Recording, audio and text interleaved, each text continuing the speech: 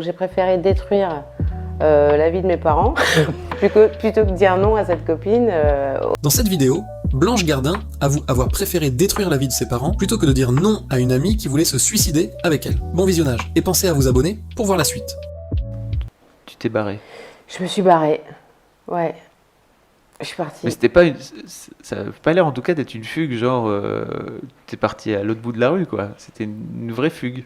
Ah, c'était une vraie fugue, ouais. J'ai passé 9 mois. Le plus gros, ça a été à Naples. J'ai passé le plus de temps, c'était à Naples, à faire la Manche avec des punks à chiens. Voilà. Et en fait, c'était quoi? T'es parti avec une copine, c'est ça? Ouais, je suis partie avec une copine, en fait.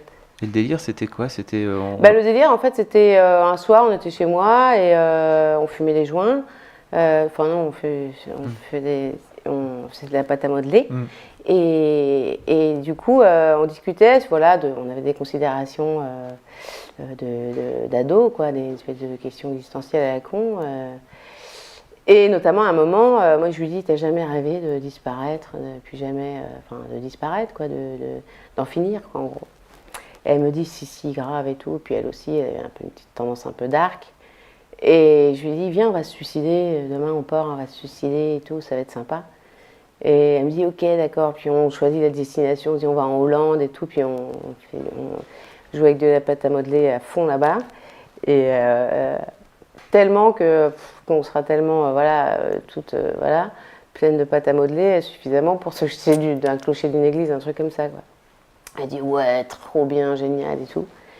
Et puis elle va se coucher. Puis il y avait quand même eu beaucoup de pâte à modeler. Donc moi je pouvais me coucher là-dessus. Puis le matin je me réveille puis je m'en souviens plus en fait. Et ma copine m'appelle et me dit bon c'est bon, j'ai la caisse. J'ai dit qu'on allait au McDo parce qu'elle avait le permis, elle avait 18 ans. J'ai dit qu'on allait au McDo. J'ai 2000 francs sur mon compte. C'était en francs. J'ai 2000 francs sur mon compte. On part. J'ai dit mais on part où? Elle me dit, mais on part comme on avait dit hier. Et en fait, je crois que je suis partie parce que j'ai pas osé lui dire non. C'est ouf. Ouais. J'ai pas osé parce que je me suis dit, c'est pas bien, c'est pas moral. Donc j'ai préféré détruire la vie de mes parents plutôt que dire non à cette copine auprès de laquelle je m'étais engagée. Ce qui somme toute un peu bizarre, mais bon, c'est comme ça que ça s'est fait.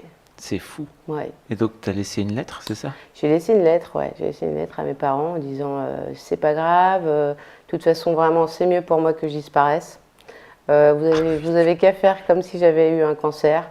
Désolée, enfin, des espèces de paroles, mais totalement surréalistes, quoi.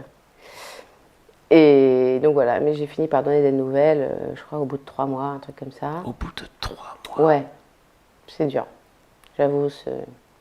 Mais je vis avec la culpabilité depuis.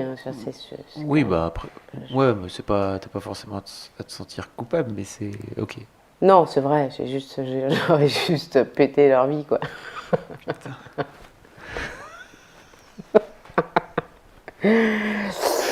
Ouais. D'accord. Donc, Voilà. donc c'était avant le bac, c'est ça? Ouais, c'était l'année de terminale, je suis partie au mois d'octobre. Donc, t'as flingué ton année de terminale? J'ai flingué mon année de terminale, mais alors, très chelou. Je suis partie début octobre et je suis revenue au mois de mai, un truc comme ça, fin mai. Et j'ai eu mon bac parce qu'en fait, non, mais c'est hallucinant. Il m'avait inscrit quand même en candidat libre en se disant que peut-être que j'allais revenir et qu'il fallait surtout pas que je foire le bac, etc. Donc quand je me suis fait rayer du lycée, ils m'ont quand même inscrit en candidat libre. Donc je suis revenue et mon père m'a fait une espèce de lavage de cerveau, du bourrage de crâne pendant 15 jours et j'ai eu mon bac. Ouais. C'est ouf. Ouais, c'est assez ouf. D'accord. Je sais pas, je pense que Il t'a fait rattraper tout le programme en 15 jours, c'est ça? Bah ouais, quasiment. Ouais, bah oui, c'est ça, ouais. Bon, t'as une tête bien faite en même temps, j'imagine, ça doit aider. C'est marrant que tu me dises ça. Non, je pense. Ok. Non, pourquoi tu dis ça? Pourquoi tu dis que c'est marrant que je dise ça? Non, pour rien. Ouais, mais en fait, oui, non, mais après, voilà, moi je suis arrivée, mon père avait une pote prof d'histoire géo qui a débarqué et qui m'a fait du bourrage de crâne aussi. J'ai eu une espèce voilà, 15 jours de cours particuliers, de rattrapage de ouf. quoi. C'est taré. Bon, Ouais. si vous passez le bac, faites pas ça. Enfin, je veux dire, Non, c'est pas. faites pas ça, parce qu'en vrai, bon, pour des gens qui ont une intelligence supérieure comme moi, ça passe, mais c'est pas. Et peut-être c'est la pâte à modeler qui finalement développe les capacités intellectuelles. Ok, je sais pas comment rebondir là-dessus, mais je vais voir ça. Ça t'a appris quoi cette fugue? Parce que 9 mois, c'est pas anodin dans ta vie qui ne comptait que 17 années quand même. C'était Ouais. Ça m'a appris quoi? Ouais. Ça m'a appris qu'il faut qu'il faut justement fuir hors du monde régulièrement et qu'il faut voilà. D'accord. Ça te Il vient de là faut- en fait, le fameux. Je sais pas si ça vient de là ou retraite. si c'était déjà d'avant, mais c'est vrai il faut pouvoir s'enfuir un peu parce que sinon c'est un peu angoissant la vie. Donc s'enfuir même dans sa tête, ou même dans l'imaginaire ou dans dans la créativité pour les artistes ou dans n'importe quelle passion ou quoi, mais en tout cas à réussir à s'extraire de la réalité de temps en temps, ouais, il faut. Ouais. Et après ton bac, tu fais quoi dans ta vie? Après mon bac, j'ai commencé, j'ai voulu être ébéniste. Ils ont été quand même très gentils, mes parents. Hein. Vraiment, ils ont été très cool. Hein, parce que, bon, normalement. Et est-ce que tes frères et sœurs ont eu un même parcours ou Ah non, eux, C'est très vraiment- sages. C'est Très, toi très qui sages. a tout Ouais, pété, ouais. quoi. Mon frère est devenu prof de fac et ma sœur est juge. Ah oui. Ouais. Donc,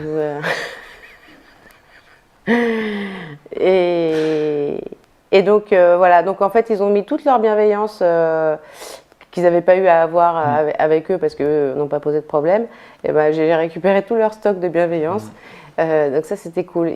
Donc tu as voulu faire ébéniste. J'ai voulu faire ébéniste. Donc, Mais je me suis lancée dans un CFA d'ébénisterie. Mais je suis restée que 6 mois parce qu'en fait, c'était très compliqué. Je me suis retrouvée avec des moustiques de 16 ans en formation. Et puis, pendant la période où j'étais chez un maître ébéniste, parce que c'était en alternance, c'était compliqué. Enfin, c'est sympa de discuter, d'avoir des discussions racistes, mais en fait, et d'écouter Michel Sardou. Mais au bout d'un moment, ça pèse un peu. Et du coup, je me suis pas sentie tout à fait à l'aise dans le truc. Donc j'ai lâché, je suis partie à la fac. Et là, j'ai fait des sciences humaines et je me suis passionnée pour la sociologie. Et alors vraiment, chose totalement inattendue, je suis devenue une espèce de première de la classe en fac, alors que j'avais toujours été complètement à la traîne. Et passion sociaux, quoi. Passion sociaux. Passion sociaux, avec des profs géniaux, notamment, on rappelle Jacques Saliba, un prof de sociaux à Nanterre qui m'avait totalement retourné la tête. Transmis le virus en fait. Ouais. C'est ça. Pensez à vous abonner.